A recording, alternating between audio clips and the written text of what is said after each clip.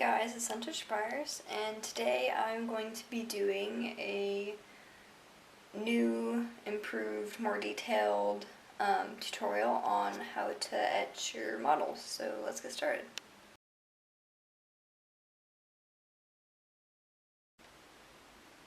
So first off is what you'll be needing.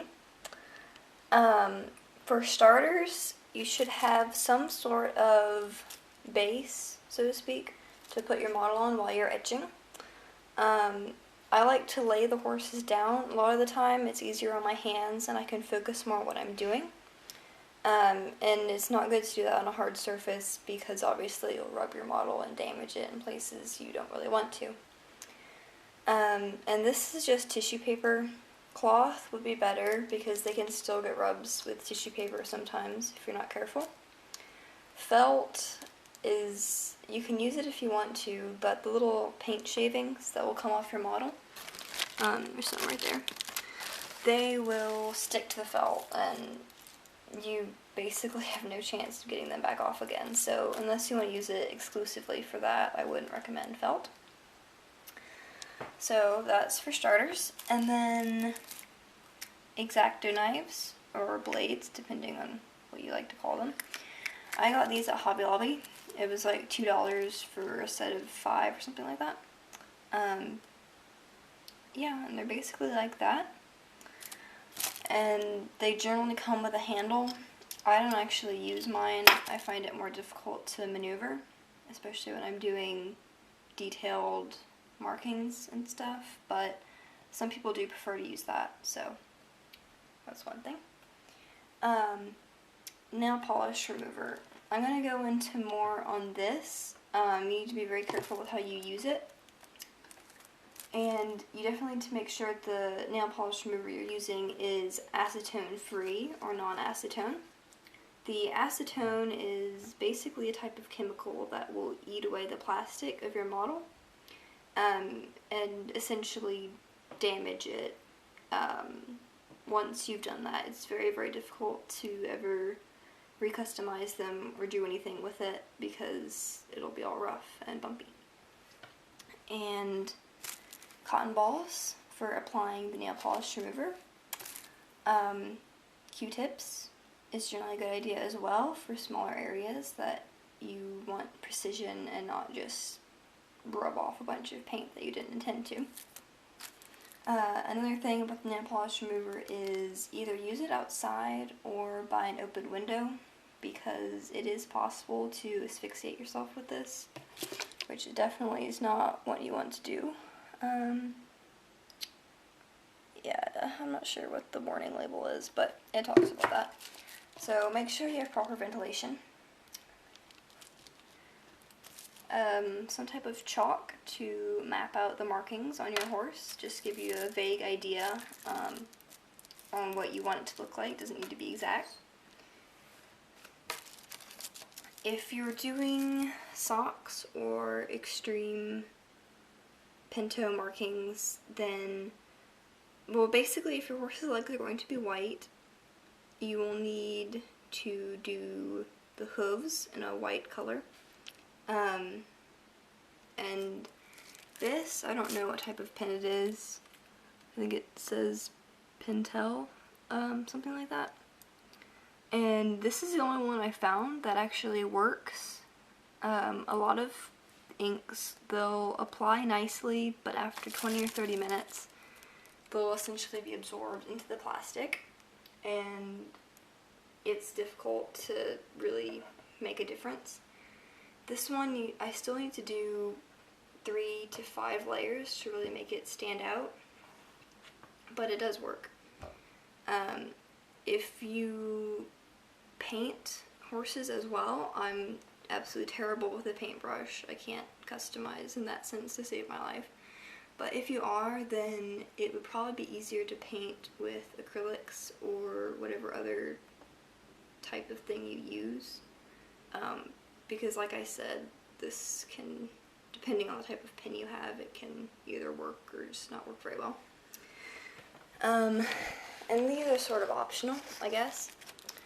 I like to have a small flashlight so I can shine it on the models and really get a good look at what I'm doing. It can be hard, especially inside at night, to get proper lighting, and it's easy to damage your model if you can't see properly. This is just sort of a scrappy thing I made real fast out of a spare piece of felt. I use it over the traditional ears. Like I said, I like to rest them against the table, and it's very easy to give them ear rubs, which isn't what you want to do, so I usually stick their ears in this, and it helps protect them more. And that's basically what you need. So going back to what I had said about the nail polish remover and why you should be careful with it, not just because of the acetone or the health hazard, but because it will cause a chemical reaction with the paint of your model, sort of a fogginess. It's easiest to see right here on her. And so you want to be very careful with how you use it. You should only use it on wide areas, like her back here.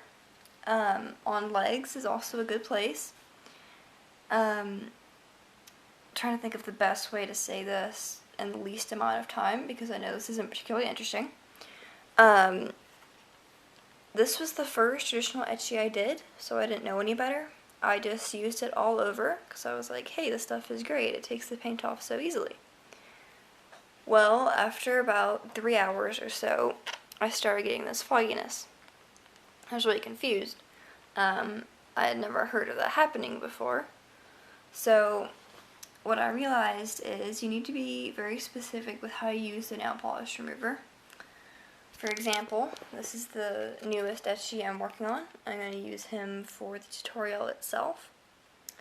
I used the remover on his legs, all those muscles right there, you know, his back and stuff, areas that would have been extremely difficult to get smooth with the X-Acto knife.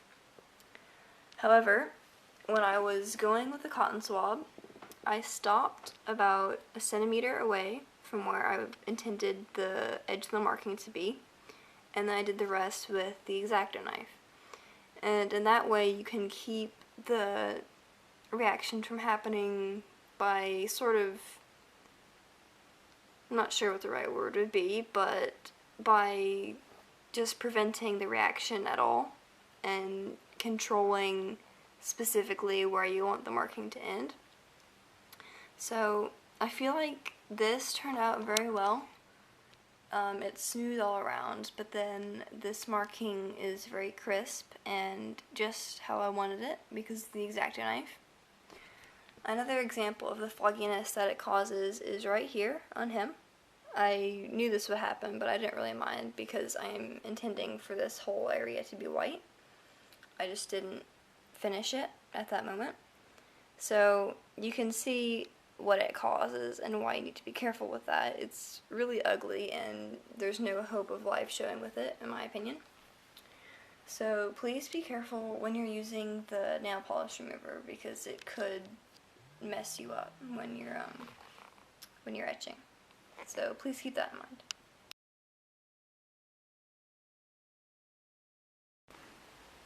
Alright, so now on to the part that you actually want to see. This is really simple, but I'm just going to include a few seconds of it so you can see. This is the cotton swab with the acetone-free remover on it. And I'm planning for this guy. I did draw it out with chalk, but it tends to wear off, so after I just get my mental image of it, I don't usually bother trying to redraw.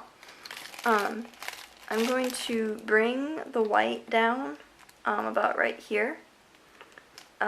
He's going to be almost a medicine hat, but I'm leaving his head the palomino, and this fine edge right here is an example of what I did with the X-Acto knife. Again, being cautious that you do not create that foggy reaction with the paint and the nail polish remover.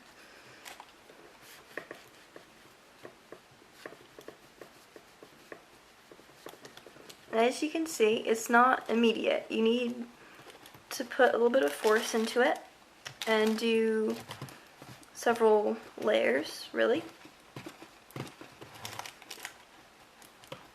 That bit sticking right there, and that will happen a lot.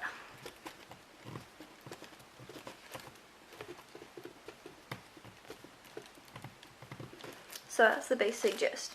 You can see, here, I'll try and show this better. You can see sort of, and I do apologize, my camera is terrible quality. You can see in the seam between his neck and his mane where the paint has sort of collected. That would also be another instance where you would use the X-Acto knife to clear that up. So after I've done that, I'm going to, move on to the detail work with the X-Acto knife. I'm going to try to do my best to show this. It's going to be difficult though because I need both hands, but we'll see how it goes.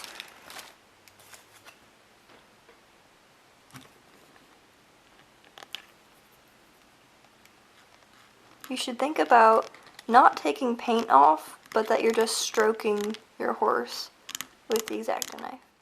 And it will sound horrible. I can't etch late at night because I'd probably wake people up. They wouldn't be very happy with that. So, just stroking. Again, I just do this on the edge of the markings. I generally work my patterns so that if there is white on the shoulders, the haunches, any particularly muscular area, that I can do that with a nail polish remover, and I won't need to do it with the X-Acto knife by hand, because that is extremely difficult and time consuming to do it smoothly. Oh, I just realized that the video quality is really bad. Try and get it a bit clearer.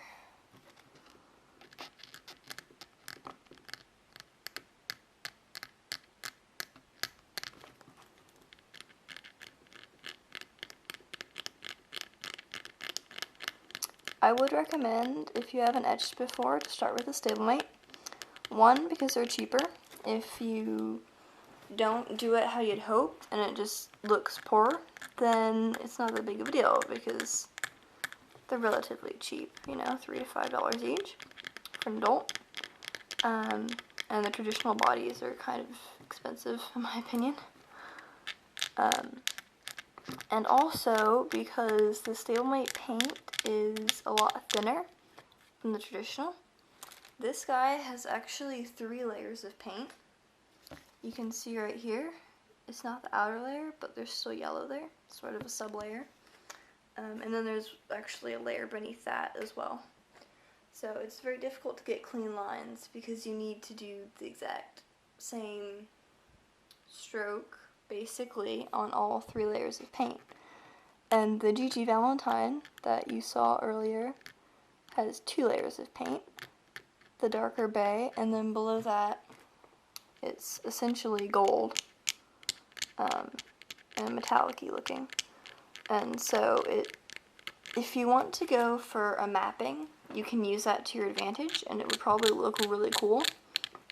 I haven't been ambitious enough to try that yet, but I plan to eventually.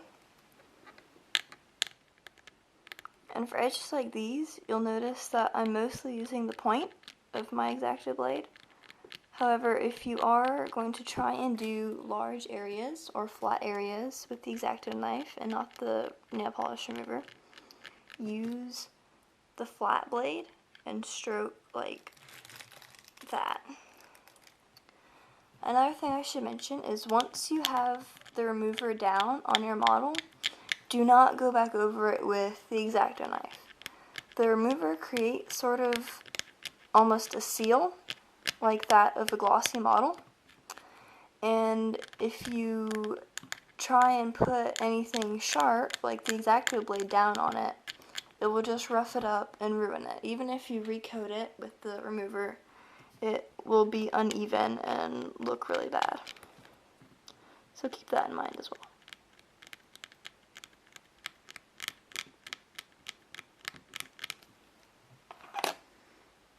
So you can kind of see, I'm probably going to make this a little bit less straight, put more dips and curves into it to look more natural, but it's a little bit difficult with this angle with the camera there, but that definitely gives you an idea of what it'll be like.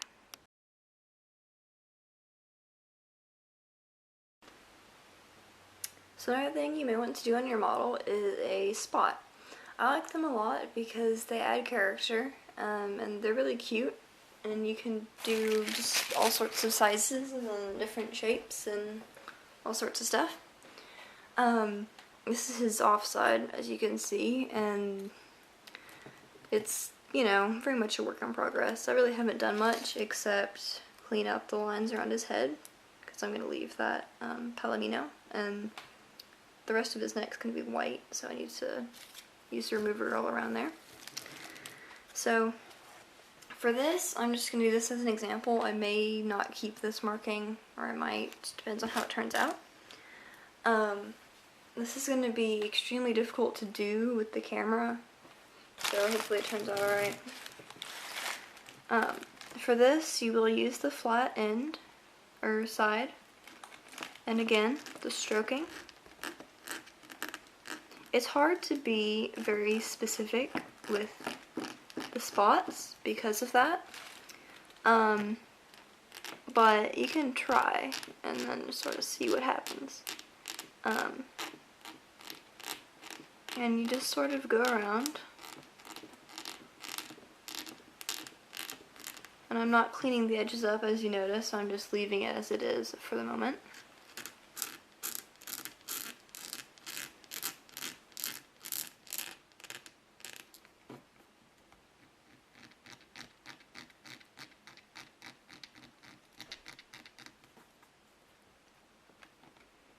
So always start bigger than you intend to make it.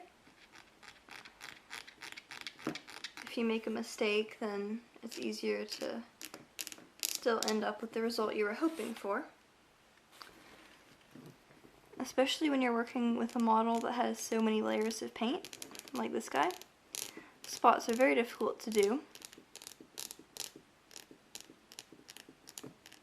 because there's, you know, like I said, you need to do basically every stroke the precise same way on every layer of paint.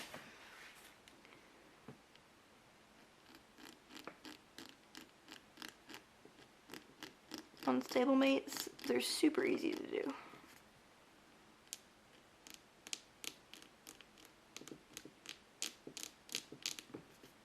I enjoy doing stablemates a lot more just because they're easier, and I can finish them all in one day, generally. This guy I've been working on since, I don't even know, like September or something. Just haven't really had the motivation to finish him, I guess.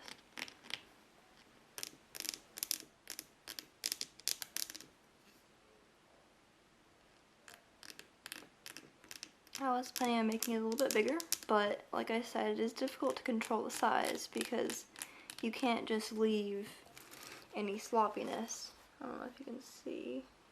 This is difficult. Right here, you can see the sublayer. So you don't want any of that, you want to clean it up. However, each time you do that, if you're not very careful, you can do another misstroke and show even more of the sublayer further below, and in that way you can just basically keep making the circle smaller and smaller unintentionally until it's not even there anymore. I said circle, but I meant spot. Obviously they're not all circles.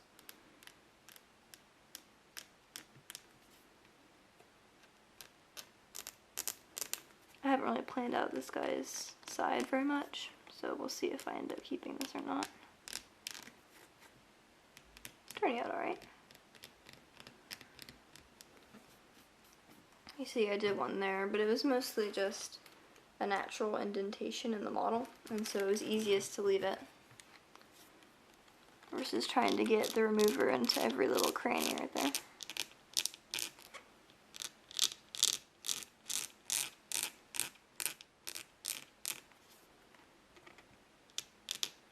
Now I'm just cleaning up the edges. Every once in a while I go counter ways to what I originally do. helps keep things smoother.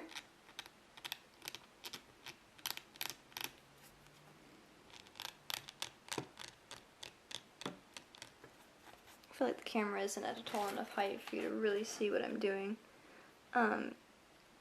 You'd be able to tell also if my camera was higher definition that it's still pretty sloppy, especially right around here. There's some sub layers, but that is basically how you do a spot. In a little bit I'm going to talk about doing hooves once I have this guy a little bit more worked out.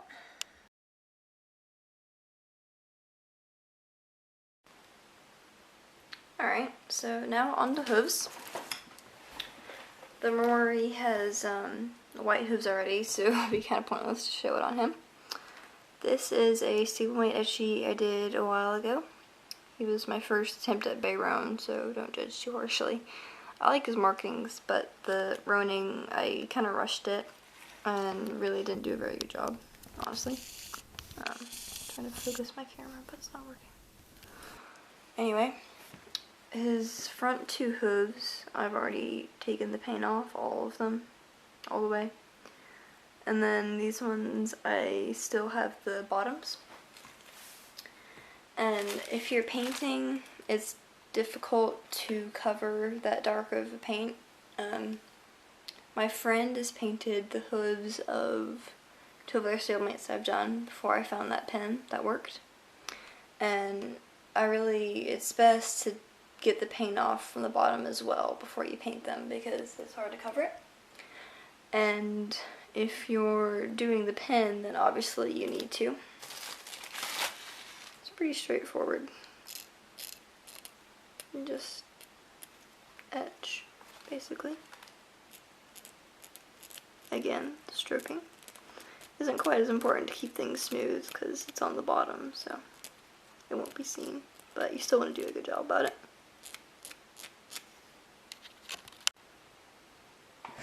So now that you've removed all the paint from the bottom of the hooves and the sides, you can start coloring. And like I said, I don't have any paint, and I'm just very bad with paints in general, so I'm not able to demonstrate how to do it with acrylics or something like that. I'm just showing you the way I do it. This model can't actually stand because he has a warped leg right now that I still haven't fixed. I've had him since July and I still haven't fixed it. I don't know why. It'd be good to just get it over with.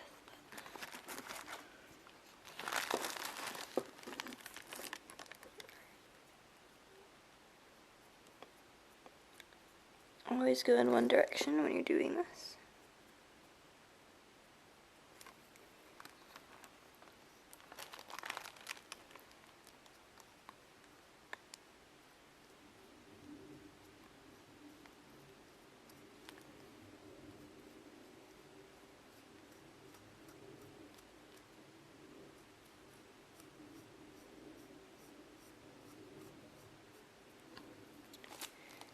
Again, the video quality is extra bad today. I don't know what's up with that.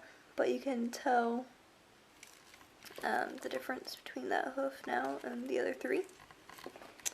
And yeah, that's basically it. It's quite simple.